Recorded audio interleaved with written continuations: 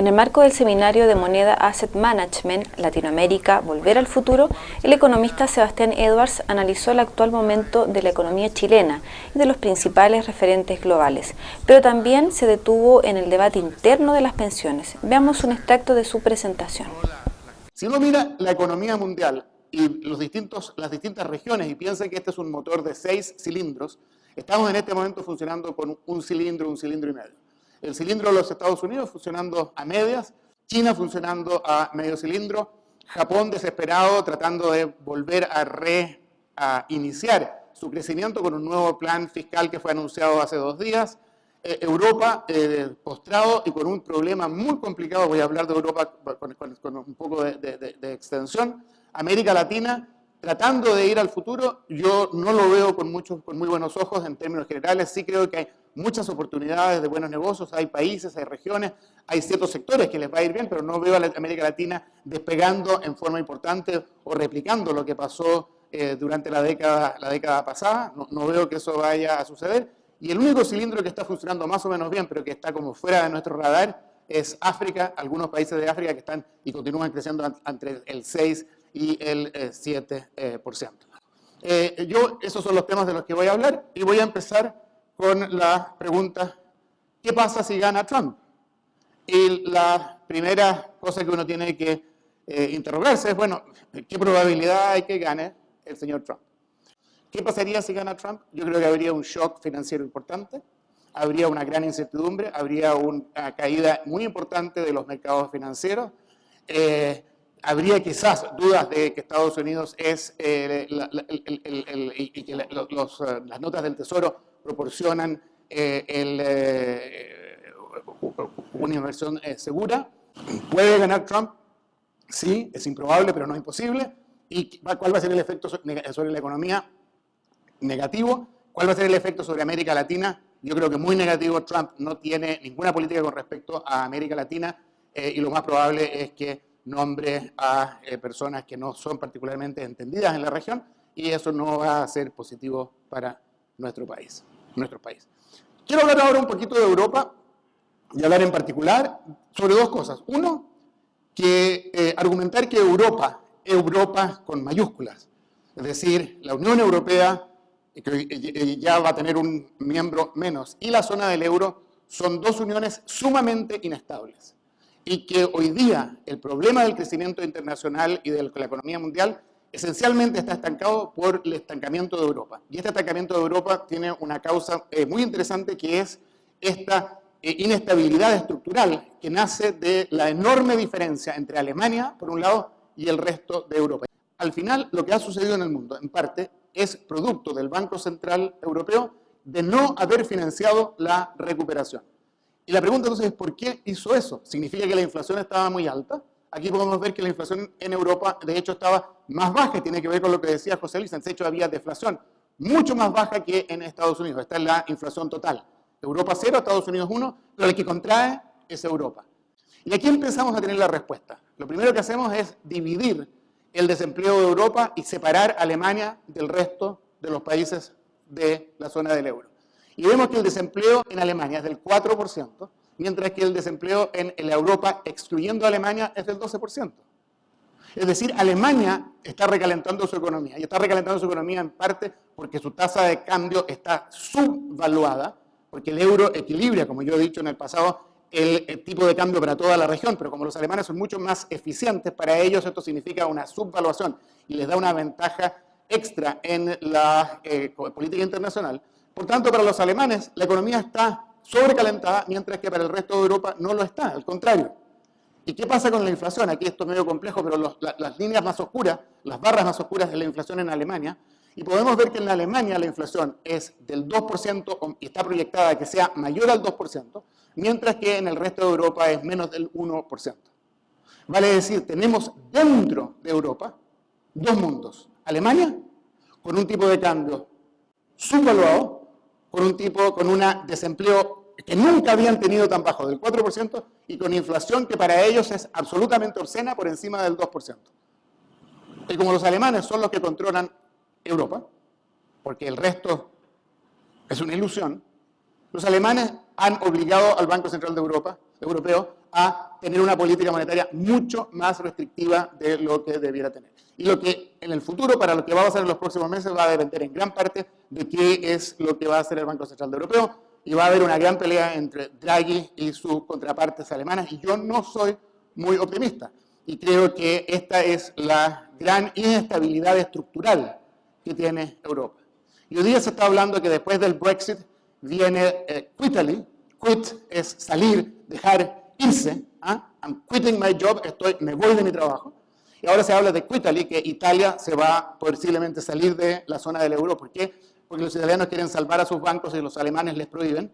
Y estamos viendo que el banco más antiguo del mundo, que es el Banco Monte de Piacchi en Siena, tiene que tener un rescate. Acaba de anunciar una recapitalización de 5 billones de euros, pero si el gobierno italiano participa del rescate, entra en falta. Se está hablando del Nexit, que no es lo mismo que Netflix. Yo le hablaba a mi madre, que me estaba visitando en Los Ángeles, de Netflix, y me decía Nexit, y me decía, sí, yo tengo ese servicio donde veo películas. No, no es lo mismo. Esto es que Netherlands, Holanda, también está pensando salirse de Europa. Por tanto, hay una pregunta estructural de largo plazo que nos va a ir penando y que tenemos que considerar en este mundo global donde hay una Europa que de verdad no cuaja. Y donde, en cierto modo, separar a Alemania del resto, y esto lo hablé en el seminario, si creo que hace 2 años, separar a Alemania del resto de Europa puede no ser una mala idea. ¿Se derrumba China? Pregunta. Y la respuesta es yo no creo. Lo que a mí me preocupa de China son 2 cosas. Uno, la enorme salida de capitales. La gráfica segunda es lo que en la contabilidad de balanza de pagos se llama errores y omisiones. ¿Por qué errores y omisiones? Bueno, porque la balanza de pagos tiene que sumar 0. Todo lo que uno usa para, lo que uno compra del extranjero, y si tiene un déficit, tiene que compensarse con la manera como uno lo financia ese déficit. Y uno suma esas 2 cosas, el financiamiento es igual al déficit, o lo que uno hace con los dineros de un superávit tiene que ser igual al superávit y suma 0. Pero estos datos son recolectados en forma independiente de distintas fuentes, y en la práctica hay una pequeña discrepancia que se llama errores y omisiones, y ustedes pueden ver que a través de los años era pequeña. Por eso se llama errores y omisiones, porque es chiquita. Y ven que en los últimos años es enorme, y en total como 400 o 500 billones de dólares que han salido de China, escondidos de alguna manera en que no se pueden explicar. Y esos errores y omisiones. Y eso es algo que debería preocuparnos. Creo yo que no va a seguir hacia adelante, pero mucho más preocupante es este gráfico de acá, es la deuda corporativa en China. Y esta deuda corporativa es la que puede explotar en China. Y se calcula que si se nos da el mal escenario, quizás hasta 25% de esta deuda podría entrar en default o en reestructuración, lo cual sería un costo enorme para China del orden del 3,5, 4%, hasta el 5% del producto por año durante 5, 6, 7 años. Y eso sí cambiaría completamente el juego y pasaría China de crecer al 6%, proyectado en que lentamente va a pasar a crecer al 5, 5,5%, simplemente a tener una recesión muy importante, quizás pasar a crecer al 2, 3%, y ese es el peligro que yo veo hacia adelante. Hablando con representantes chinos de los distintos estamentos públicos, mi impresión es que están muy alerta al respecto y están reestructurando a los países, a estas empresas, tratando de evitarlo. ¿Va a ser posible? Hay un problema político con las provincias, que podemos hablarlo más adelante. Yo sé que José Luis está muy consciente de eso. América Latina. ¿Hay futuro en América Latina? Nos pregunta Esteban y Pablo, volver al futuro. ¿Tiene futuro América Latina? Yo no soy muy optimista con respecto a la región.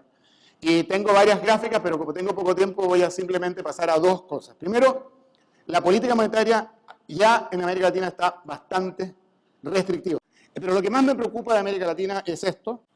Tenemos distintos países, Argentina, Brasil, Chile, Colombia, Perú y México, y en cada país tenemos 2 grafiquitas, que son estos cuadrados, estos rectángulos. Y cada uno de estos rectángulos incluye la calidad de la infraestructura de los países con los cuales América Latina compite.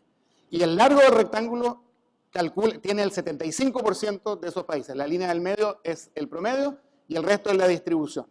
y el diamante es dónde está América Latina. Y ustedes pueden, y es 2 por país. Y ustedes pueden ver que en la mayoría de los casos, nuestra infraestructura era más mala que el 75% de nuestros competidores en el año 2007. Pero lo grave es que en el 2015 todos los puntos, los diamantes están mucho más abajo, es decir, nos vamos quedando atrás, nos vamos quedando atrás. Y este es un reflejo, hacemos esto con respecto, y Chile, que era el único país que estaba adentro del cuadrado, sigue estando adentro del cuadrado, pero rápidamente por salirnos del rectángulo. Significa que vamos a quedar fuera del 75% en calidad de infraestructura, en calidad de los puertos, en eficiencia de las telecomunicaciones, etcétera, etcétera, etcétera, con respecto a nuestros competidores. Y eso me parece a mí que es algo, y esto refleja y resumen el problema de la infraestructura que tenemos y de la falta de reformas en América Latina. En América Latina hemos logrado un buen avance macro y casi nada o muy poco micro, y no solo eso, nos estamos quedando atrás. A mí me preocupa lo de las AFP en forma absoluta, y lo decía Pablo Echeverría. Creo, eso sí, que hemos llegado a un momento en que hay que hacer algo ahora.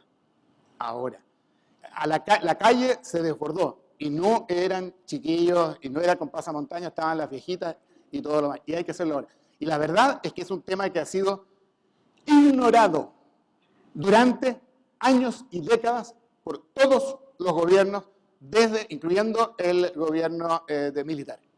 Y sabíamos desde hace décadas que venía lo que está pasando y que íbamos a pasar de una esperanza de vida de 62 años en el año 1966 a una esperanza de vida de 84 años hoy día. Y si tenemos el mismo fondo para poder financiar 20 años más que antes, no hay que ser un genio para entender que si uno divide el denominador, sube en 20, va a ser el número más chico.